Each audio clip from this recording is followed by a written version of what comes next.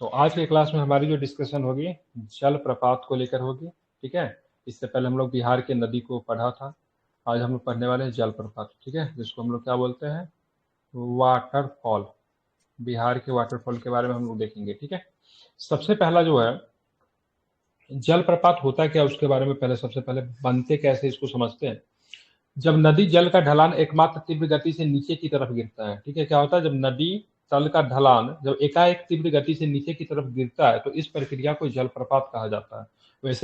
वैसे ये नदी मार्ग में कहीं भी बन सकते हैं, पर ये मुख्य रूप से पहाड़ी मार्गों पे बनते हैं। ठीक है, पहाड़ से क्या होता है, पहाड़ी मार्गों पे बनता है। पहाड़ से आप देखोगे जो पानी जो नीचे की तरफ गिरता है वही जलप्रपात कहलाता है। बिहार में आपको कहाँ पे देखेंगे, तो गया में, रोहतास में, नवादा जिलों पे। ठीक है, अनेक स्थानों पे आपको जलप्रपात आपको देखने को मिलेंगे। कहाँ कहाँ पे, गया में, रोहतास में और नवादा में। ठीक है, सबसे पहले हम लोग जानते हैं ककोलत जलप्रपात। बिहार के सबसे प्रसिद्ध जलप्रपात की बात करेंगे, ककोलत जलप्रपात है। किस जिला में आपको देखने को मिलेगा ककोलत, किस जिला में, तो नवादा में आपको ककोलत जलप्रपात नवादा आपको में। देखने को मिलता है। ठीक है, नवादा जिला में आपको ककोलत की पहाड़ी पे आपको ककोलत जलप्रपात है। या नवादा से बात करेंगे तो नवादा से दक्षिण पूर्व में, ठीक है, 16 किलोमीटर की दूरी पर स्थित है।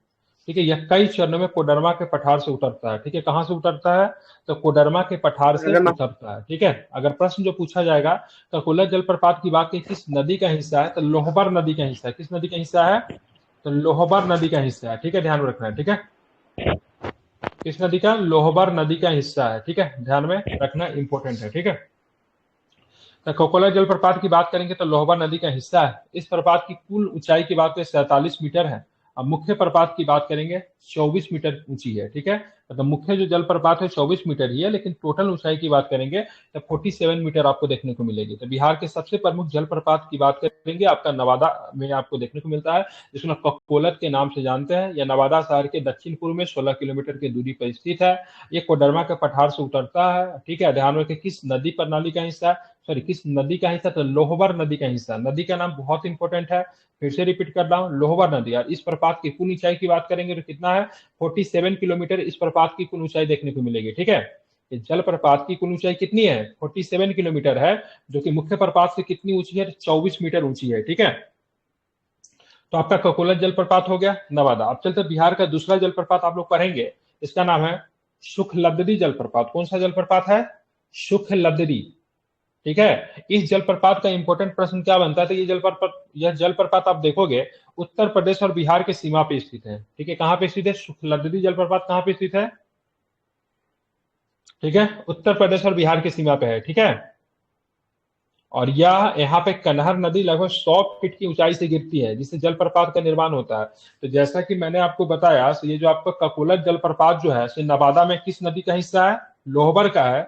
उसी तरीके से आप नवादा। दूसरा जलप्रपात की बात करें, सुखलदरी जलप्रपात, इस किस नदी का हिस्सा है, तो क्या बताओगे, कन्हर नदी। क्या बताना है, कन्हर नदी का हिस्सा है। ठीक है, और किन दो राज्यों के बीच में सीमा का निर्माण करती है ये, उत्तर प्रदेश बिहार के।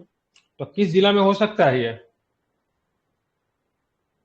जैसे मैंने बताया से बिहार में गया में, नवादा में और रोहतास में जलप्रपात मिलता है, तो किस जिला में हो सकता है ये। ठीक है, चेक करके बताएं, मे भी रोहतास में होगा। ठीक है, रोहतास में। सुखलदरी जलप्रपात, ठीक है, रोहतास रोहतास में ही होगा में। ये। ठीक है, ये रोहतास में होगा। ठीक है, एक बार वैसे चेक कर लीजिए। अब चलते हम लोग देखेंगे बिहार का तीसरा जलप्रपात, जिसका नाम है परासदी जलप्रपात। परासदी जलप्रपात नाम ही है, तो किस नदी पे होना चाहिए, अरे कोई भी जलप्रपात पारस होगा तो नदी कहीं ना के। कहीं से तो पानी तो वो आएगा ना उसका। ठीक है, कहीं ना कहीं से पानी तो आएगा, किसी न किसी नदी का पानी तो होगा ही ना, तब तो हाइट से पानी जब गिरेगी तो किसी न किसी नदी का हिस्सा होगा। तो ये जो पारसदी जलप्रपात जो है, पारस नदी और पंडा नदी के संगम पे स्थित पारसदी जलप्रपात स्थित है। ठीक है, तो पारस नदी और परस कौन सा नदी है, तो पंडा नदी। ठीक है, दोनों नदी का ध्यान रखना है। ठीक है, तो पारस नदी और साथ में कौन सी नदी, पारस नदी और साथ में कौन सा नदी, तो पंडा नदी। ठीक है, ध्यान में रखना है। ठीक है, इंपॉर्टेंट है। ये जलप्रपात की हाइट कितनी है, तो 370 फीट की बात करेंगे, इसकी हाइट है कितनी, 370 फीट हाइट है। तो अभी तक मैंने जो आपको 3 जलप्रपात बताया, जिसमें से ककोलत जलप्रपात नवादा में आपको देखने को मिलेगा, हाइट की बात करेंगे 47 मीटर इसकी हाइट है। लेकिन मुख्य प्रपात की हाइट की बात करेंगे तो कितना, 24 मीटर आपको देखने को मिलता है। किस नदी का हिस्सा है ये ककोलत किस नदी का हिस्सा है, तो ध्यान रखिएगा लोहर का है। ठीक है, अपन देखा सुखलदरी जलप्रपात, सुखलदरी वाटरफॉल, एक कन्हर नदी का हिस्सा है, ध्यान में रखिएगा। बिहार और उत्तर प्रदेश के बीच में क्या बनाती है, सीमा बना देती है। कहां पे देखने को मिलती है, रोहतास में देखने को मिलती है। पारस नदी जलप्रपात की बात करेंगे, पारस नदी पंडा नदी के संगम पे स्थित है ये। हाइट की बात करेंगे तो 370 फीट इसकी हाइट है। अब बिहार के कुछ जलप्रपात के बारे में हम लोग जान लेते हैं। सबसे पहले चलेंगे, नाम है इसका तलहार कुंड। ठीक है, बिहार के कुछ प्रमुख जलप्रपात की बात करेंगे, इसका नाम है तलहार कुंड। किस जिला में मिलेगा तलहार कुंड, किस जिला में मिलेगा, कैमूर में है। कहां पे तलहार कुंड, कहां पे है, क्या बताएंगे, कैमूर में। कहां पे है, कैमूर में आपको ये देखने को मिलता है। ठीक है, इसकी विशेषताएं क्या है, तो दुर्गावती नदी के समीप है, कैमूर पठार पर अवस्थित है, और हाइट की बात करें 80 मीटर इसका हाइट है। ठीक है, तो तलहार कुंड आपको किस जिला में मिलेगा, तो कैमूर में मिलेगा। ठीक है, अब बात है करकटगढ़। ठीक है, करकटगढ़ की बात करेंगे तो ये भी आपको कहां पे, कैमूर में है। कैमूर पर्वत श्रृंखला पे उत्तर प्रदेश की सीमा के निकट है ये। ठीक है, करकटगढ़। ककोलत के बारे में आप लोग जानते हैं, नवादा में आपको देखने को मिलता है। ककोलत की पहाड़ी पर अवस्थित है, कोडरमा के पठार से कई चरणों में उतरती है। और हाइट, ऊंचाई की बात करेंगे तो 150 से 160 फीट ऊंचाई है। वैसे इसके 47 मीटर में बात करेंगे, 47 मीटर है। ठीक है, तुतला जलप्रपात आपको किस जिला में आपको देखने को मिलेगा, तुतला जलप्रपात, तो सासाराम में देखने को मिलेगा। कहां पे मिलेगा तुतला जलप्रपात, ये आपको सासाराम में आपको देखने को मिलेगा, तुतला भवानी मंदिर के निकट है। मांझर जलप्रपात की बात करेंगे, ये भी आपको सासाराम में है। धुआं कुंड से आगे, ठीक है, धुआं कुंड की बात, ये भी आपको सासाराम में है। ठीक है, कशिश वाटरफॉल की बात करेंगे तो ये भी आपको सासाराम में है। ठीक है, ये 800 फीट ऊंचा है कशिश वाटरफॉल। तो फिर से एक बार मैं सबको रिपीट करवा रहा हूं, सुनिएगा। तलहर कुंड कहां पे है, बोलिए सभी लोग, कैमूर में। कहां पे है तलहर कुंड, कैमूर में देखने को मिलता है। ठीक है, करकटगढ़ चैनपुर कहां पे है, कैमूर, कैमूर में। ककोलत कहां पे, ककोलत, नवादा में। ठीक है, तो नवादा जिला में आपको देखने को मिलेगा। तुतला जलप्रपात किस जिला में, तुतला जलप्रपात सासाराम में। ठीक है, धुआं कुंड जो कि काव नदी पे है, ये कहां पे मिले, धुआं कुंड सासाराम में। और कशिश वाटरफॉल, सासाराम। ये भी आपको सासाराम में आपको देखने को मिलेगा। ठीक है, अब बाकी इसमें बात करेंगे तो मांझर कुंड की बात करें, ताराचंदी जो कि कैमूर पहाड़ी में विंध्यवासिनी पर्वत श्रृंखला का हिस्सा है। ठीक है, धुआं कुंड की बात मांझर कुंड के निकट धोबा नदी पे है। ठीक है, तो ये सब उतना इंपॉर्टेंट नहीं, लेकिन जिला का नाम बहुत ही ज्यादा इंपॉर्टेंट है। चलिए बात करें तमासीन जलप्रपात। ठीक है, तमासीन जलप्रपात प्रकृति की नारी मनोहारी एवं सुमरय घाटियों के बीच एक बड़ा आकर्षक जलप्रपात है। ठीक है, यह जलप्रपात महाने नदी पे स्थित है। ठीक है, तो तमासीन जलप्रपात किस नदी पे है, हमको जो सबसे इंपॉर्टेंट याद रखना है, नदी का नाम और जिला का नाम हमको याद रखना है, क्योंकि बीपीएससी यहीं से प्रश्न पूछता है। ठीक है, किस नदी पे है, तो महाने नदी पे। ठीक है, तो तमासीन जलप्रपात की बात करें किस नदी पे आपको देखने को मिलेगा, महाने नदी पे देखने को मिलेगा। इसकी हाइट की बात करेंगे 50 फीट है। ठीक है, हमने बताया था आपको इसके बारे में, ठीक है, ककोलत के बारे में। ककोलत का पानी कहां से आता है,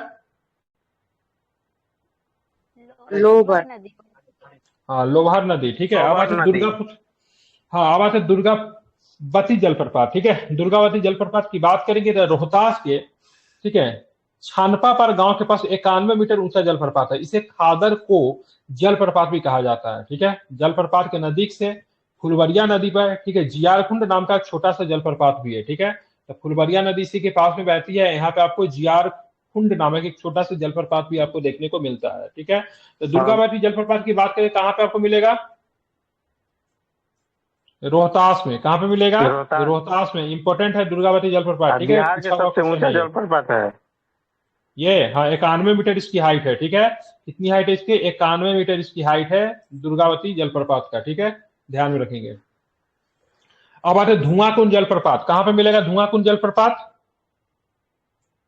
सासाराम के पास ताराचंदी में। किस नदी पे है, किस नदी पे है धुआं कुंड, कांव नदी पे। ठीक है, ध्यान रखना है, तो यहाँ पे आपको ध्यान में रखना है। धुआं कुंड की बात करें किस नदी पे है, तो कांव नदी पे है। ठीक है, बहुत अधिक इंपॉर्टेंट है। ठीक है, चलिए तो यहाँ पे बात करना है, ये धुआं कुंड की बात करेंगे कांव नदी पे। इसके अतिरिक्त कमरनासा जलप्रपात, गुर सिंधु, मालूदा, केरीदा, गोवा आदि जलप्रपात हुए। ठीक है, तो गोवा जलप्रपात की बात करेंगे, ठीक है, तो ये गोवा में नहीं है। ठीक है, ध्यान रखें, बिहार में ही है। ठीक है, चलिए आप चलते हैं, कुछ फिर से मैं एक बार इसको रिवीजन करवा दे रहा हूँ, फिर हम लोग आगे झरना के बारे में पढ़ेंगे, ठीक है। चलिए एक बार आप लोग भी बोलिएगा ताकि आप लोग का रिवीजन अच्छे से हो जाए। जलप्रपात के बारे में पढ़ रहे थे। सबसे पहले जो सबसे बड़ा सबसे इंपॉर्टेंट जलप्रपात जो बिहार में है, सबसे महत्वपूर्ण और सबसे चर्चित की बात करेंगे तो सबसे पहला नाम जो आता है नवादा में स्थित ककोला जलप्रपात का आता है, ठीक है। ककोला जलप्रपात की बात करेंगे तो ध्यान रखिएगा, लोहबर नदी का हिस्सा है। हाइट की बात करेंगे 47 मीटर हाइट है, लेकिन मुख्य प्रपात की हाइट 24 मीटर है, ठीक है।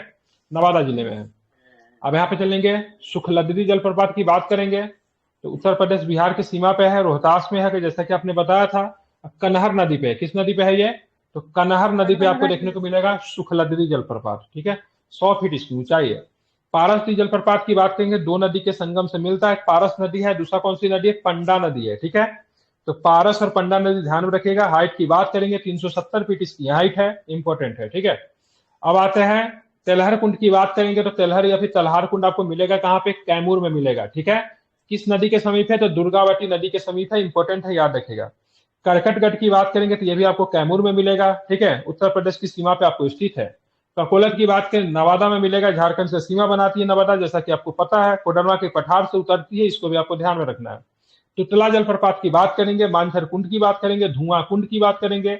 धुआं कुंड काव नदी पे है, ठीक है। कशिश वाटरफॉल की बात करेंगे, सबके सब कहां पे मिलेगा आपको, सासाराम में मिलेगा। कहां पे मिलेगा, सासाराम में, ठीक है। तुतला भवानी मंदिर भी पूछा जाता है, तुतला भवानी मंदिर कहां पे है, सासाराम में है, ठीक है। वहां पे कौन सा जलप्रपात है, तुतला भवानी मंदिर के पास में कौन सा जलप्रपात है, तो तुतला जलप्रपात है, ठीक है। हमने क्या बताया था, धुआं कुंड जलप्रपात किस नदी पे है, धुआं कुंड जलप्रपात काव नदी पे है। काव नदी पे, बहुत सुंदर, ठीक है। तमासिन जलप्रपात की बात करेंगे, ठीक है।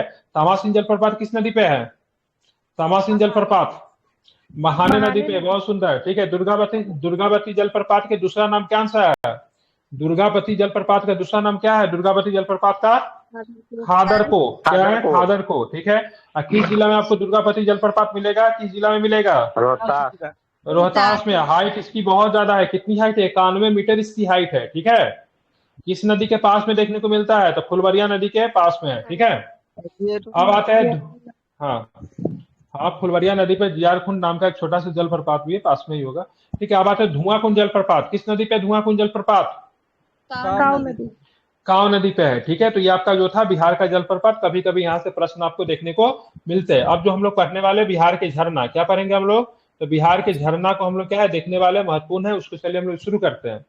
तो बिहार में दोनों प्रकार के झरना मिलते हैं, एक तो गर्म भी मिलेगा, दूसरा क्या है, ठंडा मिलेगा। तो प्रश्न आपसे पूछेगा, बताओ बिहार के उत्तर बिहार में आपको ठंडा मिलेगा, दक्षिण बिहार में ठंडा मिलेगा, या फिर दोनों ही जगह मिलेगा, कहाँ पे ठंडा मिलता है, कहाँ पे गर्म मिलता है, क्या बताएंगे। उत्तर बिहार में ठंडा, दक्षिण बिहार में गर्म। बिल्कुल, बिहार में झरना की बात करेंगे तो उत्तर बिहार के झरने जो होते हैं ठंडे जल वाले होते हैं, दक्षिण बिहार के झरने जो कैसे होते हैं, गर्म वाले होते हैं, ठीक है। तो दक्षिण बिहार में गर्म जल के झरने आपको देखने को मिलते हैं, उत्तर बिहार में कैसे मिलेंगे, ठंडे जल के झरने आपको देखने को मिलेंगे, ठीक है, ध्यान में रखना है। आप देखेंगे बिहार में जो प्रमुख गर्म झरना कौन कौन है, तो सबसे पहले हम चले भीम बांध के झरने। भीम बांध कहाँ पे मिलेगा आपको, भीम बांध के झरने मुंगेर में, ठीक है। मुंगेर में किस पहाड़ी से निकलती है ये, खड़गपुर की पहाड़ी से निकलता है, ठीक है। तो ध्यान रखना, मुंगेर में आप जाओगे तो मुंगेर में आपको मिलेगा भीम बांध के झरने, जो कि गर्म होता है, ठीक है, ध्यान रखेंगे, ठीक है। और ये कहाँ से निकलते हैं, तो खड़गपुर की पहाड़ियों से निकलने वाली सीता कुंड, भगवान जी के नाम पे, सीता कुंड, लक्ष्मण कुंड और रामेश्वरम कुंड, ठीक है। तीनों नाम ध्यान में, राम लक्ष्मण सीता जी के नाम पे है। और ये जो है यहाँ पे जो सर्वाधिक, ठीक है, सर्वाधिक जो गर्म कुंड जो होगा लक्ष्मण कुंड है, ठीक है। लक्ष्मण जी को देखते थे ना, काफी जल्दी गर्म हो जाते थे, नहीं बहुत जल्दी उनको गुस्सा आता था, तो उसी से आप ध्यान में रखिएगा, लक्ष्मण कुंड जो है सर्वाधिक गर्म है, ठीक है। और उसका टेम्परेचर कितना है, 62 डिग्री सेल्सियस है, ठीक है, और समझ रहा है, मतलब बढ़िया टेम्परेचर है, ठीक है, स्थिति खराब हो सकती है, ठीक है। तो 62 डिग्री सेल्सियस है लक्ष्मण कुंड का, ठीक है। तो भीमबांध के झरने की बात करेंगे, मुंगेर जिला में खड़गपुर की पहाड़ी से निकलती है। यहाँ पे सीता कुंड है, लक्ष्मण कुंड है, रामेश्वर कुंड है, ठीक है। इनमें जो सर्वाधिक तीनों कुंडों में जो सबसे ज्यादा जो गर्म जो है कौन सा कुंड है, तो क्या बताएंगे, लक्ष्मण कुंड। बिल्कुल लक्ष्मण कुंड, ठीक है। टेम्परेचर कितना रहता है लक्ष्मण कुंड को, क्या बताएंगे, 62 बिल्कुल 62 डिग्री सेल्सियस आपको देखने को मिलता है, ठीक है। तो ये तो हो गया गर्म जल वाला, ठीक है। अब हम चलते हैं राजगीर के झरने पढ़ेंगे। राजगीर की पहाड़ियों में नाना कुंड, मखदूम कुंड, गोमुख कुंड एवं ब्रह्म कुंड देखने को मिलेगा, ठीक है। सबके सब कैसे झरने हैं, गर्म जल वाले हैं, ठीक है। तो राजगीर में जो झरना जो मिलता है गर्म जल वाले, आपसे पूछा गया कि बताओ नाना कुंड कहाँ है, तो क्या बताएंगे? राजगीर। मखदूम कुंड कहाँ है, तो क्या बताएंगे? मखदूम कुंड, मखदूम राजगीर। कुंड। राजगीर। बिल्कुल राजगीर, ठीक है। गोमुख कुंड कहाँ पे है? राजगीर। ब्रह्म कुंड कहाँ पे है? राजगीर। राजगीर, ठीक है, ध्यान में रखना है, ठीक है। उसका सीता कुंड, लक्ष्मण कुंड, रामेश्वरम कुंड कहाँ पे है? मुंगेर ठीक है, जिला। मुंगेर में है, ठीक है। कहाँ पे? मुंगेर में है, ठीक है। अब चलेंगे यहाँ पे, चलेंगे जलकुंड, ठीक है। देखिए बिहार में अनेक स्थानों पे आपको जलकुंड पाया जाता है। क्या पाया जाता है? जलकुंड। लेकिन सबसे ज्यादा जो जलकुंड है कहाँ पे आपको देखने को मिलेगा? सर्वाधिक जलकुंड कहाँ पे देखने को मिलेगा? राजगीर में। राजगीर में आपको क्या है? तो सर्वाधिक जलकुंड आपको देखने को मिलता है, ठीक है। ये खत्म खटखट की होता आवाज जा कहाँ रहा से है। आने लगी? हाँ, ठीक है। बिहार में के अनेक स्थानों पे जलकुंड पाया जाता है। राजगीर में आपको सर्वाधिक जलकुंड विद्यमान है। यहाँ पे क्या मिलेगा? सप्तधारा, सप्तधरवा, सूर्य कुंड, गोमुख, ब्रह्म कुंड, मखदूम कुंड, नाना कुंड, गोमुख कुंड, ये सबके सब क्या है? ये सबके सब क्या है? गर्म जल धारा है, ठीक है, ध्यान रखें। सबके सब गर्म कुंड है, सॉरी, गर्म कुंड है, ठीक है, ध्यान में रखना है। अब जो सबसे जो महत्वपूर्ण कुंड जो एग्जाम में जो पूछा जाता है उसके बारे में बात करते हैं, ठीक है। ब्रह्म कुंड की बात करेंगे तो राजगीर में है सबसे अधिक गर्म है ब्रह्म कुंड, ठीक है। ब्रह्म कुंड की बात करेंगे राजगीर में सबसे अधिक गर्म आपको मिलेगा। सूर्य कुंड कहाँ पे मिलेगा? सूर्य कुंड, ये भी आपको राजगीर में। गोमुख कुंड, राजगीर। अब देखिए भगवान के नाम से जितना होगा ना, मतलब ऐसे लगेगा जैसे रामायण का करेक्टर वाला, सबके सब कहाँ पे? मुंगेर में। जैसे ऋषि कुंड देखिए, लक्ष्मण कुंड, भरावी कुंड, श्रृंगार ऋषि कुंड, मुंगेर में आपको देखने को मिलता है, ठीक है। कहाँ पे है? फिर सीता कुंड देख लीजिए, रामेश्वरम कुंड, लक्ष्मण कुंड, जन्म कुंड, ये सबके सब जो रामायण से रिलेटेड जो करेगा ना, सबके सब कहाँ पे मिलेगा? मुंगेर में मिलेगा। सबके सब कहाँ पे? मुंगेर में मिलेगा, ठीक है, ध्यान रखिए। सबके सब रामायण वाला जो होगा ना, सबके सब, ऐसा तो कुछ ट्रिक नहीं है, लेकिन आप चाहो तो उसे कनेक्ट कर सकते हो। तो श्रृंगार कांड भी रामायण में है। ऋषि को भी उससे आप जोड़ सकते हो, लक्ष्मण, लक्ष्मण जी से भी कनेक्ट कर सकते हो, ठीक है। तो ऐसे करके आप याद कर सकते हैं, हालांकि इसको आपको याद रखना ही पड़ेगा, कोई ट्रिक नहीं है, ठीक है। मैं फिर से रिपीट कर, लक्ष्मण कुंड मुंगेर, ऋषि कुंड मुंगेर, भरारी कुंड मुंगेर, श्रृंगार ऋषि कुंड मुंगेर, पंचतर कुंड मुंगेर। सप्तधारा या फिर सप्तधरवा की बात करें कहाँ पे था? राजगीर में था। मखदूम कुंड की बात करेंगे, ये भी आपको राजगीर में है। नाना कुंड की बात करेंगे, आपको राजगीर में। तो राजगीर में देखिए मुख्यतः आपको कहाँ पे? मुंगेर में मिल रहा है, राजगीर में मिल रहा है, ठीक है, समझ रहे हैं ना। तो यहाँ पे राजगीर में जो सबसे अधिक जो गर्म कुंड जो है राजगीर में, वो कौन सा है? ब्रह्म कुंड है। और सीता कुंड, रामेश्वर कुंड, लक्ष्मीश्वर कुंड और जन्म कुंड, ये सबके सब कहाँ पे है? मुंगेर में, ठीक है, ध्यान में रखना है। राजगीर के निकट बात करेंगे तो राजगीर के निकट जो आपको जो ब्रह्मकुंड जो मिलता है, इसका पानी जो होता है ना 87 डिग्री सेल्सियस तक गर्म होता है, ठीक है। तो राजगीर के निकट जो ब्रह्मकुंड जो है, जहां 7 मीटर चौकोर में 1 से 1.5 मीटर की गहराई में गर्म जल स्रावित होता है। यहाँ का जल का तापमान कितना हो गया? 87 डिग्री सेल्सियस, जो कि बिहार में क्या है? सबसे ज्यादा गर्म वाला है, ठीक है, बिहार में सबसे ज्यादा, ठीक है, सबसे क्या है? सबसे ज्यादा गर्म, हाँ, सबसे ज्यादा क्या है? गर्म है, ठीक है, ध्यान रखिए। कितना है इसका? 87 डिग्री, ठीक है। बिहार में राजगीर हो गया। अब चलेंगे बिहार में गर्म कुंड में दूसरा क्षेत्र की बात करेंगे तो कौन? मुंगेर है। यहाँ पे स्वर कुंड, रामेश्वर कुंड, सीता कुंड, लक्ष्मण कुंड, पंचतर कुंड, जन्म कुंड, भीम बांध, ठीक है, श्रृंगार ऋषि, भरारी इत्यादि आपको देखने को मिलता है। और यहाँ पे जो सर्वाधिक गर्म जो है लक्ष्मण कुंड है। लक्ष्मण कुंड का टेम्परेचर कितना? 62 डिग्री सेल्सियस, ठीक है। तो आप चलोगे बिहार में, तो बिहार में आप जाओगे कहाँ पे? ठीक है, मुंगेर में। तो मुंगेर में आपको लक्ष्मण कुंड सबसे ज्यादा मिलेगा 62 डिग्री सेल्सियस के साथ। लेकिन पूरे बिहार में अगर सबसे अधिक अगर गर्म अगर कोई कुंड मिलेगा तो ब्रह्म कुंड है। ब्रह्म कुंड का टेम्परेचर कितना? 87 डिग्री सेल्सियस। हाँ बिल्कुल, 80, मतलब चावल बन सकता है इसमें, ठीक है। 87 डिग्री सेल्सियस है, ठीक है, ध्यान में रखना है। गया में अग्निकुंड और ब्रह्मकुंड। गया में कौन सा कुंड है? अग्निकुंड और ब्रह्मकुंड आपको गया में आपको देखने को मिलेगा, ठीक है। तो क्या ये याद हो गया? कोई दिक्कत तो नहीं है? बता देंगे कौन सा कुंड कहाँ पे है, बन जाएगा। जी सर। चलिए अब हम चलेंगे झील।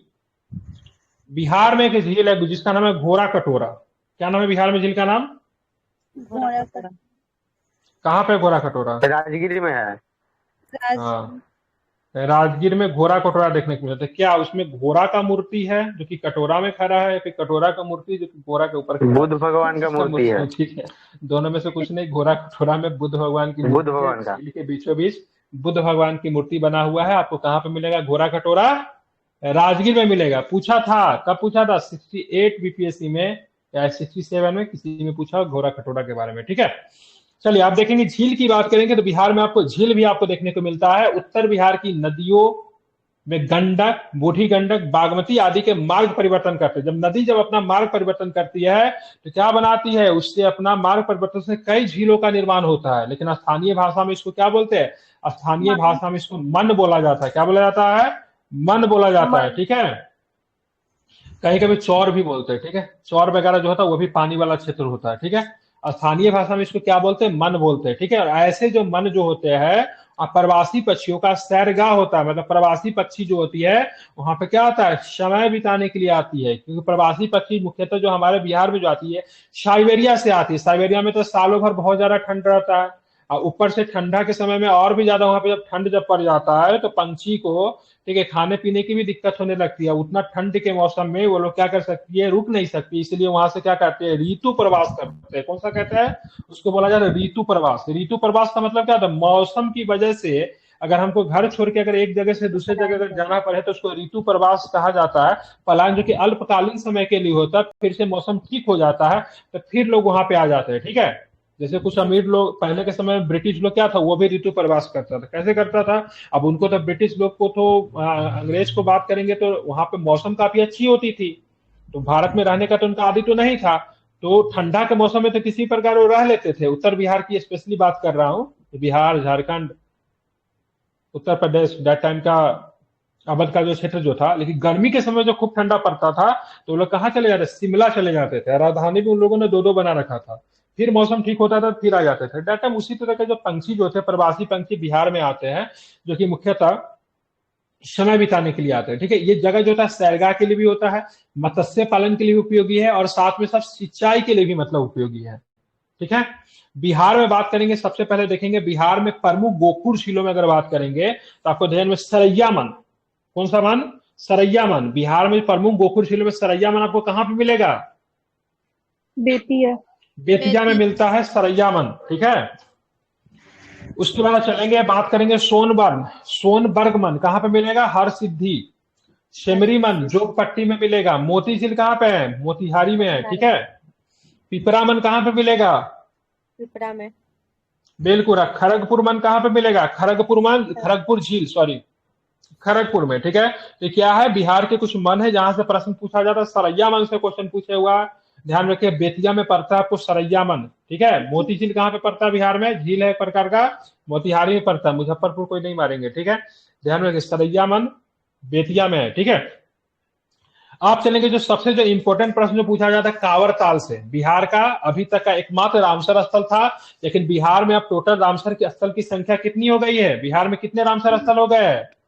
3 हो गए। कितने रामसर स्थल हो गए? 3 रामसर स्थल हो गए। ठीक है, एक नागा और नकटी। ठीक है, नागा और नकटी जो है, ठीक है, ध्यान रखेंगे, नए जुड़े हैं। पहले से तो मतलब रामसर स्थल की बात करेंगे तो बिहार में रामसर स्थल कौन था? कांवर ताल तो था ही। ठीक है, अब चलेंगे कांवर झील की बात करें जिसको कांवर ताल के नाम से भी जानते हैं। कहां पे मिलेगा? बेगूसराय में मिलेगा। लेकिन ये प्रश्न आपसे नहीं पूछेगा, पूछेगा बेगूसराय में किस जगह पे है? तो मझौल में है। कहां पे है? मझौल में। घूमने गए आप लोग यहाँ पे? और ये कितने किलोमीटर? 16 किलोमीटर में है। कितने किलोमीटर में है? 16 वर्ग किलोमीटर में विस्तृत है। नवंबर दिसंबर के आसपास क्या होता है? यहाँ पे मध्य प्रवासी पंछी आते हैं। ठीक है, किस महीने में यहाँ पे प्रवासी पंछी आते हैं? तो नवंबर दिसंबर महीने में यहाँ पे प्रवासी पंछी आते हैं समय बिताने के लिए। यह निम्नगण वनस्पति के लिए भी प्रसिद्ध है। इसकी जैव विविधता देखते हुए इसे सुरक्षित क्षेत्र घोषित कर दिया गया है। यह सुरक्षित क्षेत्र है। जंतु विज्ञानियों के लिए शोध के लिए बर्ड बैडिंग स्टेशन की स्थापना की गई। क्या चीज की स्थापना की गई है? बर्ड बैंडिंग स्टेशन की स्थापना की गई है। और भारत सरकार के अनुरोध पे, ठीक है, 2020 में इसे भारत के 37वें रामसर स्थल के रूप में शामिल किया गया। ठीक है, तो आपका जो है 2020 में यह रामसर स्थल बना। कितने नंबर का रामसर स्थल है? 37 नंबर। ठीक है। और बिहार का पहला रामसर स्थल, एकमात्र अब कहना सही नहीं होगा, बिहार का पहला रामसर स्थल की बात करेंगे तो कौन है? कांवर ताल है। कहाँ पे पड़ेगा कांवर ताल, क्या बताएंगे? मंझौर बेगूसराय। ठीक है, मझौल बेगूसराय में आपको मिलेगा। ठीक है, ध्यान में रखना है। ठीक है, ये कितने नंबर का रामसर स्थल है पूरे भारत में? 37 नंबर का। 37 बिल्कुल। भारत में टोटल कितने रामसर स्थल है अभी वर्तमान में? 83। 82 है। 82। दुइये को नहीं बना है, तीसरा कौन? हाँ, बिहार का दुगो चुना है, उसके अलावा भी कोई चुना है? हाँ, तो 80 को था तो दुइये को ना हुआ, उसके अलावा भी कोई है क्या? अच्छा हाँ, सही दुगरा। ठीक है, अब आते हैं सिमरी झील। ये सहरसा में आपको देखने को मिल रहा है। सहरसा से 25 किलोमीटर दूर सिमरी बख्तियारपुर प्रखंड में स्थित है। ठीक है, कौन सा? सिमरी झील। यह कई झीलों के मिलने से इसका निर्माण हुआ है। इस श्रृंखला में जमुनिया, सरदैया, कुमुनी तथा गोबरा झीलें प्रमुख है। इसकी आकृति घोड़े की नाल की तरह है। तो पूछा जाएगा बिहार में किस झील की आकृति घोड़े की नाल की तरह है, तो क्या बताएंगे? सिमरी सिमरी झील। ठीक है, सिमरी झील आपको बिहार के किस जिला में आपको देखने को मिलेगा? बख्तियारपुर। बिल्कुल। कहाँ पे मिलेगा, ध्यान रखिएगा, बख्तियारपुर जिला है, सहरसा जिला में देखने को मिलेगा। सिमरी बख्तियारपुर प्रखंड है, ये प्रखंड का नाम है ये। ठीक है, ध्यान में रखना है। ठीक है, जिला कौन होगा? सहरसा होगा। ठीक है, अब इसमें पूछेगा से मतलब से कांवर ताल की जिला में देखने को मिला तो मझौल मत मार दीजिएगा। ठीक है, जिला बेगूसराय है, मझौल गांव का नाम होगा या फिर प्रखंड होगा, जो भी होगा। ठीक है, अब आते घोघा झील। घोघा झील कहाँ पे देखने को मिलता है बिहार में? कटिहार। कटिहार में। कटिहार जिला का कौन सा प्रखंड? मनिहारी प्रखंड। ये वही मनिहारी प्रखंड है जहां से मतलब बिहार का एक एसटी का सीट भी आता है। ठीक है, बिहार में 2 जगह से एसटी का सीट आता है, एक मनिहारी है तो दूसरा कौन सा है? कटोरिया। हाँ, कटोरिया और यही से मनिहारी। ठीक है, महानंदा नदी निकलता है। हाँ, मिलता महानंदा निकलता नहीं, गंगा में मिलता है। ठीक है, ध्यान रखें, मनिहारी मिलता में ही। ठीक है, है। बिल्कुल। तो ध्यान रखिए, कटिहार के मनिहारी प्रखंड में स्थित है कौन सा? घोघा झील। कौन सा झील है? घोघा झील है। ठीक है, ध्यान रखिएगा। इस झील में पानी की आपूर्ति कहाँ से होती है? महानंदा नदी। क्योंकि महानंदा नदी इसमें किससे मिल जाती है? यहाँ पे आके गंगा से। गंगा से आके मिल जाती है। ठीक है, फिर बंगाल की तरफ चली जाती है। ठीक है, तो महानंदा नदी तथा वर्षा जल से इस झील में पानी की उत्पत्ति होती है, मतलब पानी इसी से मिलता है। ठीक है, इसका क्षेत्रफल 5 वर्ग किलोमीटर है। यह झील शरद काल में अनेक प्रकार के दुर्लभ तथा प्रवासी पंछियों का विश्राम केंद्र भी है। मतलब घोघा झील की बात करें जो कटिहार में है, तो ठंडा के समय में शरद काल में बहुत सारे प्रवासी पंछियों का क्या है? यह विश्राम केंद्र भी है। इस झील की बात करेंगे तो इस झील में क्या होता है? मत्स्य पालन तथा व्यापार का बड़ा केंद्र है, ये भी आपको ध्यान में रखना है। ठीक है, तो कहाँ पे मिलेगा घोघा झील? कटिहार। कटिहार के किस प्रखंड में? मनिहारी प्रखंड में। बहुत सुंदर। अब पानी कहाँ से मिलता है इसको? महानंदा नदी और महानंदा नदी। बिल्कुल, ठीक है। वर्षा जल से तो सबको पानी मिलेगा, तो छोड़ दीजिए। ठीक है, नदी का नाम हमारे लिए इंपॉर्टेंट है। अब आते हैं कुशेश्वर स्थान। ठीक है, कुशेश्वर स्थान कहाँ पे मिलेगा? दरभंगा। दरभंगा के कुशेश्वर स्थान प्रखंड में स्थित है। इस झील का क्षेत्रफल शरद ऋतु में 20 किलोमीटर रहता है। ठीक है, जबकि वर्षा काल में कितना चला जाता है? मतलब फैल जाता है। ठीक है, ठंडा के समय में तो कम रहता है, इस वर्षा के समय 5 गुना हो जाता है। ठीक है, मतलब 100 वर्ग किलोमीटर में चला जाता है। ये दुर्लभ प्रवासी पंछियों का प्रवास स्थल भी है। यह झील मत्स्य पालन एवं व्यापार का एक बड़ा केंद्र है। ठीक है, तो कुशेश्वर स्थान झील दरभंगा में, घोघा झील कटिहार मनिहारी, सिमरी की बात करेंगे तो सहरसा में, ध्यान रखिए सिमरी बख्तियारपुर प्रखंड में।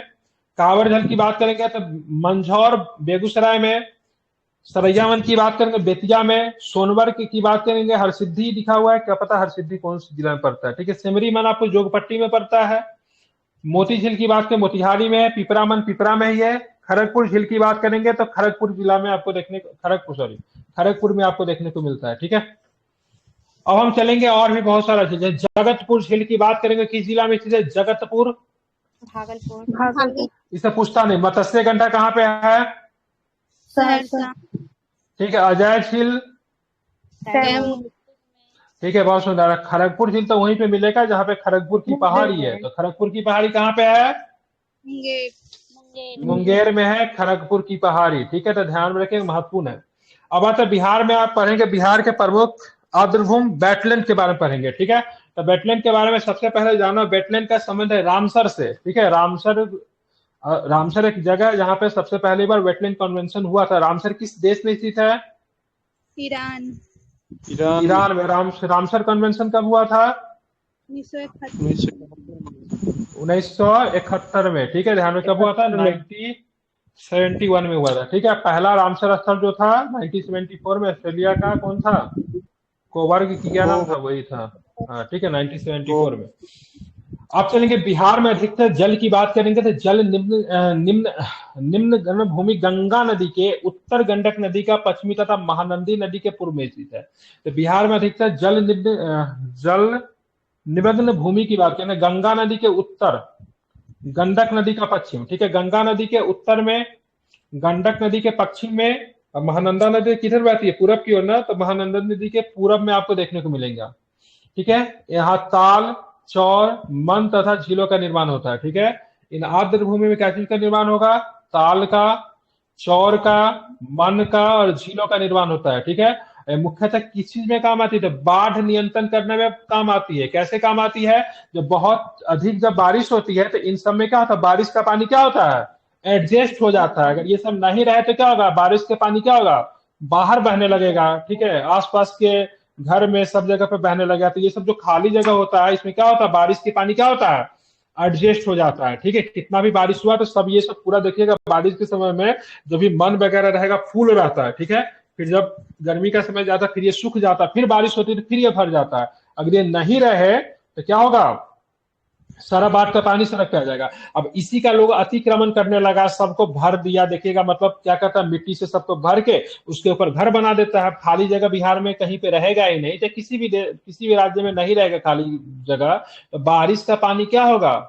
टिकने का साधन नहीं रहेगा। तो वही वजह जो होता है बाढ़ का कारण भी बनता है। ठीक है, और सबसे पहली बात, ये तो खाली जगह की बात है, बाढ़ को तो रोकता है, साथ में भौम जल स्थल का भी बहुत इंपॉर्टेंट रोल अदा करता है। ठीक है, मतलब लैंड वाटर जो होता है, ग्राउंड वाटर जो होता है, खाली जगह पे ही पानी के टिकने से होता है। क्योंकि सभी जगह वो पक्कीकरण कर दोगे तो पानी तो सीधे नाली में जाएगा, तो फिर मतलब क्या हो जाएगा? फिर वही मतलब पानी की समस्या तो उत्पन्न होगी।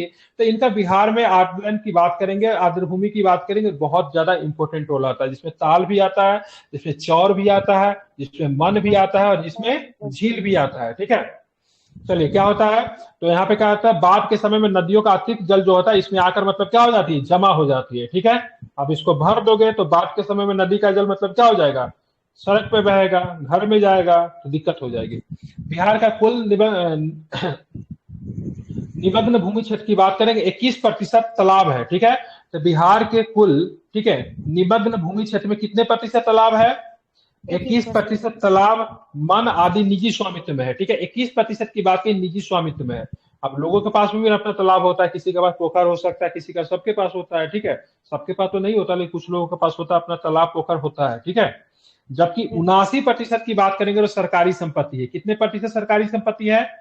79% सरकारी संपत्ति। तालाबों में प्रतिवर्ष राजस्व की प्राप्ति होती है। आप बोलोगे कैसे तालाबों में राजस्व की प्राप्ति? तो मान लीजिए जैसे कोई पिपरामन है, ठीक है, पिपरामन है, ठीक है, पिपरामन में क्या हुआ? पिपरामन बहुत बड़ा क्षेत्र है, तो पिपरामन में क्या हुआ? मछली पालन हुआ।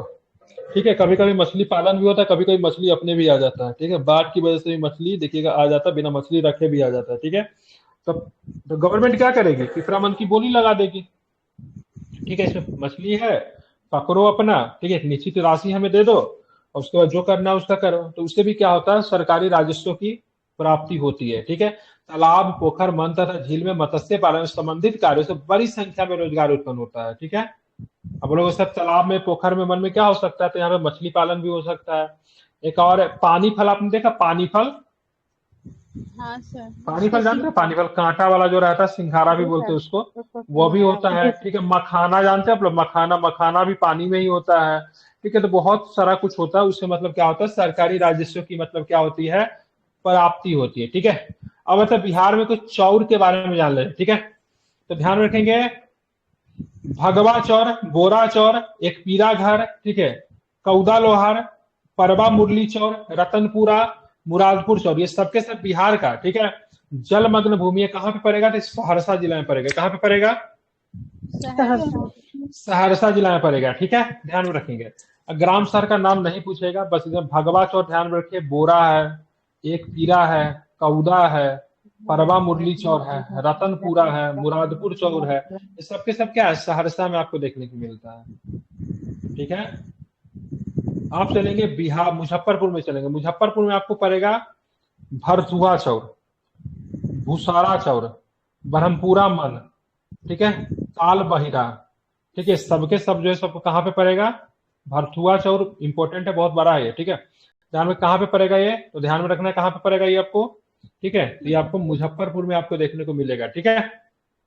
जी अब सर। आते हैं रोहतास में चलेंगे तो आपको रोहतास में पड़ेगा कैमूर निमगन भूमि। ये बहुत बड़ा, देखते हैं 1,34,222 हेक्टेयर में आपको देखने को मिलता है कैमूर में, ठीक है। ये सबसे बड़ा आई थिंक लगता है ये होगा, ठीक है, ये बहुत बड़ा है ये, बिल्कुल ठीक है। आप देखोगे सर भागलपुर में आप जाओगे तो बलुआ ताल आपको देखेगा, जो कि मानव निर्मित है। बलुआ ताल कैसा है, मानव निर्मित है, ठीक है, ध्यान रखिएगा, ठीक है। भागलपुर में देखो, बेगूसराय में को कांवड़ झील है, ठीक है, जो कि मझौला में पड़ता है आपको, और 7,000 वर्ग किलोमीटर में है, वर्ग किलोमीटर नहीं, 7,000 हेक्टेयर होगा, ठीक है। आप देखेंगे वैशाली में पड़ेगा राघोपुर, ठीक है, राघोपुर जानते हैं वैशाली में है, ठीक है। सारण में आपको पड़ेगा कौन सा, हरबिया चौर। दरभंगा में है रवारा, जो कि कुशेश्वर स्थान में है। केसरिया चौर कई बार एग्जाम में पूछा हुआ, केसरिया कहाँ पे है, पूर्वी चंपारण। केसरिया स्तूप भी चंपारण में ही है, ठीक, केसरिया स्तूप, केसरिया चौर सबके सब पूर्वी चंपारण में। कहाँ पे, मोतिहारी में पड़ता है। पश्चिमी चंपारण में आपको पड़ेगा चैता चौर, मानसी चौर, उदयपुर ये सबके सब कहाँ पे है, तो पश्चिमी चंपारण में है, ठीक है। तो केसरिया चौर इंपॉर्टेंट है, देखिए मैं इसमें मार्क कर दे रहा हूँ क्या क्या इंपॉर्टेंट है, आप लोग इसको याद कर लीजिए, ठीक है। सहरसा वाला में कुछ भी इंपॉर्टेंट नहीं है, ठीक है, ध्यान रखें। भगवा चौर याद कर सकते हैं, सहरसा में पड़ता है, कुछ याद करने की इसमें जरूरत नहीं है, ठीक है। मुजफ्फरपुर में आप 2 याद करके रखिए, ठीक है। ब्रह्मपुरा चौर मन ध्यान में रखिए कि इसमें सरकार इसमें ना डेवलपमेंट काम कर रही है, ठीक है। भरथुआ चौर कहाँ पे पड़ेगा, मुजफ्फरपुर में है, ठीक है। कैमूर वाला तो कैमूर नाम से ही तो पता ही चल जाएगा, रोहतास है, ठीक है, ध्यान रखिए। कैमूर निमगम भूमि की बात करें, रोहतास में पड़ेगा, ठीक है। बलुआ ताल इंपॉर्टेंट है, भागलपुर में। कांवर तो याद करने की जरूरत है नहीं। राघोपुर ध्यान में रखिएगा, वैशाली में पड़ता है आपको, राघोपुर वैशाली में है, ठीक है। हरबिया चौर की बात करें, सारण में है, ठीक है। रवारा को इंपॉर्टेंट है, कुशेश्वर स्थान दरभंगा में पड़ता है। केसरिया बहुत इंपॉर्टेंट है, कहाँ पे पड़ेगा आपको, पश्चिमी चंपारण में आपको केसरिया पड़ेगा, ठीक है, सॉरी पूर्वी चंपारण में केसरिया से पड़ेगा, ठीक है। पश्चिमी चंपारण में चैता है, मानसी है और उदयपुर है, ठीक है। तो इसको आपको ध्यान में रखना है, ठीक है। अब नेक्स्ट क्लास में जो पढ़ने वाले हम बिहार के सिंचाई पढ़ने वाले हैं, ठीक है। तो कल के क्लास में हम लोग पढ़ेंगे बिहार के सिंचाई, ठीक है। तो घर से सभी लोग चौर मन जो है इस सबको आपको याद करके आना पड़ेगा, ठीक है। दूसरा कोई साधन नहीं, क्योंकि सिंचाई वाला चैप्टर जो है ना बहुत ही बड़ा होगा, ठीक है। इसके बाद समाप्त भी हो जाएगा जहां तक मुझे लग रहा है, हाँ, ठीक है। 2 क्लास मिनिमम कम से कम आप चाहिए, 2 से 3 क्लास चाहिए, उसके बाद आपका ये समाप्त होगा, ठीक है। और साथ में हमारा आधा जो बुक जो है वो भी कंप्लीट हो जाएगा ज्योग्राफी का, ठीक है। मतलब समझे, इस महीने में आपका ज्योग्राफी समाप्त हो जाएगा और अगले महीने में हिस्ट्री समाप्त हो जाएगा, ठीक है।